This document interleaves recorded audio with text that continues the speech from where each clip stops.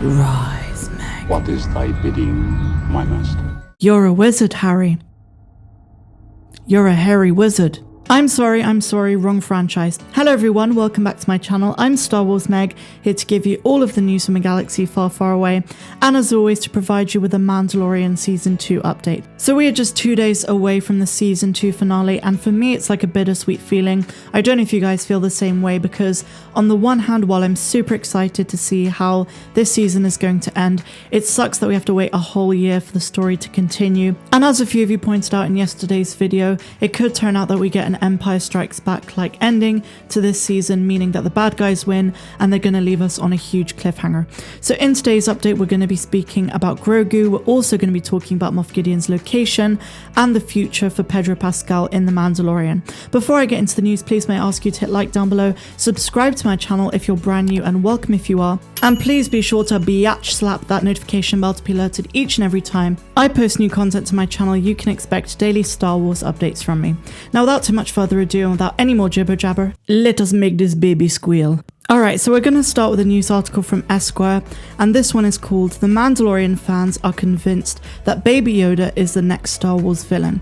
So over the last few days, or really since Chapter 14 dropped a couple of weeks ago, a lot of people have been speculating whether Grogu reached out to a dark side Force user. So let's check out this article. Heading into the Mandalorian Season 2 finale, there is still a ton that we don't know. Primarily, what will the fate be for the artist formerly known as Baby Yoda, i.e. Grogu?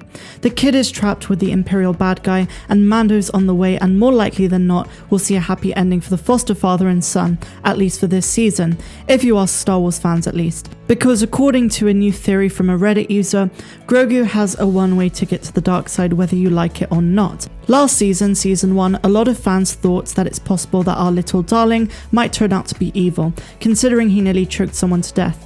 Since then, if anything, we've only seen more evidence that Grogu might have a little dark side in him. When Grogu met Ahsoka Tano, she went off about all the fear that she saw in him, which reminded her of her former master Anakin Skywalker. Plus, he ate half of Frog Lady's eggs and he stole cookies from a kid, then bathed him back up, ungrateful. The Reddit user thinks that all of this is one big origin story for the next Palpatine in Star Wars lore. So then the article quotes the Reddit user and it says, "For one thing, the Star Wars universe needs a new villain after Palpatine's death. Instead of dropping a new villain, there is a deeper connection if the audience is familiar with and emotionally attached to that character. Essentially similar to how the prequels built an emotional connection around Anakin. I mean, the user isn't wrong. There are very, very few existing characters in this world that if they turned evil would elicit an insane amount of emotion from Star Wars fans, good or bad. Any Star Wars does need a new big bad, presumably for whatever will follow in the Skywalker saga." So on the subject of this article, I strongly disagree for two reasons. First of all, if you know Star Wars well enough, Force Choke is not limited to dark side users. In fact, in Return of the Jedi, we see Luke Skywalker use Force Choke on Gamorrean guards when he enters Jabba's palace on Tatooine. Second of all, we have enough bad guys in The Mandalorian. We have Moff Gideon, we have Dr. Pershing, we have the prospect of Grand Admiral Thrawn showing up, and the cloning facility could well lead to Snoke, or another dark side Force user that Moff Gideon has been cooking up with the Imperial Remnant. On top of all of that, I just don't see them making Grogu to come out to be an evil person. If anything, they're going to show him to become a Jedi or even a Mandalorian. Like a few people have suggested, the titular character, or rather the title of the show, The Mandalorian, might not even be referring to Djarin. It could be Grogu eventually, and he might even become a Mandalorian Jedi. A Force-sensitive Mandalorian, if you will. Now look, this is all speculation. It could turn out that Grogu is, the next big bad guy in Star Wars, but I just don't see that happening considering the timeline.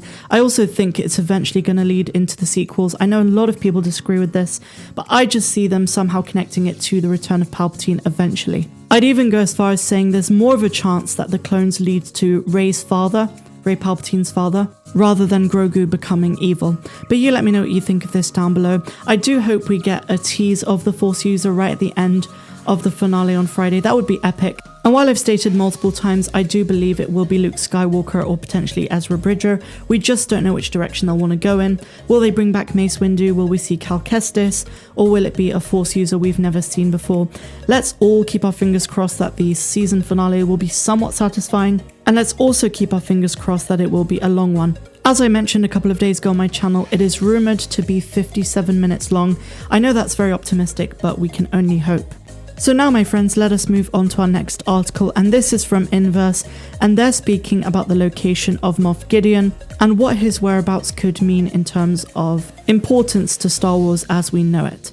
So they start the article by stating, speculation about Moff Gideon's location began with the popular Star Wars Theory YouTube channel, which overlaid the screenshot from Chapter 15 with a canon map of the galaxy. From this, the YouTuber estimated the red triangle from the terminal screenshot was near Nar Shaddaa, otherwise known as the Smuggler's Moon. The final confrontation of this season happening on Nar Shaddaa would be huge news to Star Wars Legends fans, since Nar Shaddaa is basically the Coruscant of the Hutts. It was completely overpopulated and polluted, and full of grim cityscapes. With most of the scenery of The Mandalorian Season 2 consisting of deserts and sparsely populated planets, this would be the perfect bookend to the opening episode's grim fighting pits. However, it's not the only plausible answer for Moff Gideon's location that online detectives have found. YouTuber Eckhart's Ladder also took a crack at overlaying maps onto the screenshot, this time using a canon map from the Essential Atlas. He used a screenshot from Chapter 10 The Passenger to figure out Tatooine's location, then overlaid that onto the map of the screenshot. The result, unfortunately, was not Nar Shaddaa, but another intriguing planet we've seen quite recently, Pasaana. A final confrontation on Pasaana could open the door to the appearance of a certain beloved Jedi. Rise of Skywalker revealed that after the events of the original trilogy, Luke Skywalker went to Pasaana to track down Sith assassin Ochi. It's unclear exactly when this occurred, but it could very well be when Moff Gideon arrives with Grogu. If Luke heard this call, he wouldn't even have to travel to come to the young Padawan's aid. And again, this could tie in how Luke plays into the story, if he is indeed to be the Jedi that shows up. I guess in 2 days we'll find out if any of these theories came true. That is from Star Wars Theory and Eckhart's Ladder. And on this matter, I'm not one of those Star Wars YouTubers that doesn't comment on other channels because I have such pride. No, I will say they are two fantastic channels, and in fact, Star Wars Theory is one of the reasons I started my channel in the first place. He's an awesome guy and he clearly loves this franchise, just like the rest of us do. But my friends, I've caught myself jibber-jabbering on too much, so let's move on to the next article. The final one we're going to look at is about Pedro Pascal and the future of Mando. So Pedro Pascal hopes the Mandalorian will be in other Star Wars projects as well. While talking to comicbook.com about his upcoming movie Wonder Woman 1984, Pascal was asked if there's any chance the Mandalorian could appear elsewhere in the Star Wars universe. So this is a quote from him. "Man, fingers crossed. How could you not?" Pascal said, showing a great deal of enthusiasm. "This is so much bigger than all of us, and we're all a passenger to it in a great way. And so I find out as it is decided and shared."